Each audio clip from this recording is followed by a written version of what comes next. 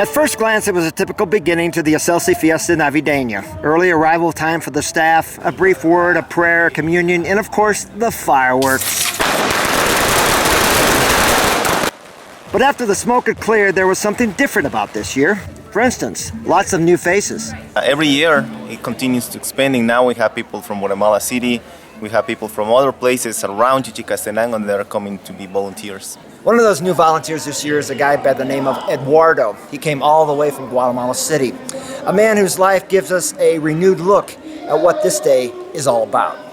Love is the word that can describe better this time of the year. I think most of us would agree with that. The thought of Eduardo surrounded by his family on a Christmas morning, sharing love with one another, is a nice story, but not the one he can honestly tell. He grew up in an orphanage, and he had a hard life. Even so, Eduardo says the Christmas season was a little different. Like he said, a time full of love.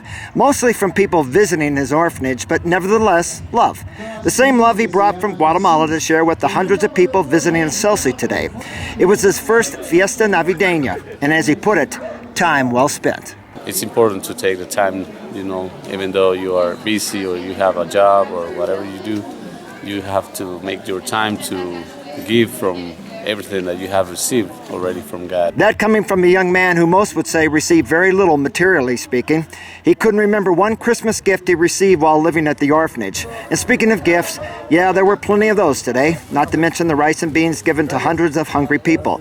It's a big part of Fiesta Navideña, but it's not the biggest part. Like everyone else, we can get a little too caught up in the gift-giving part of Christmas. We all have that Santa Claus thing going. It makes us feel good.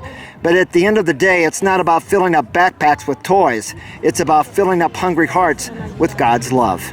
Eduardo Juarez was here today to remind us of that. A ti Jesús,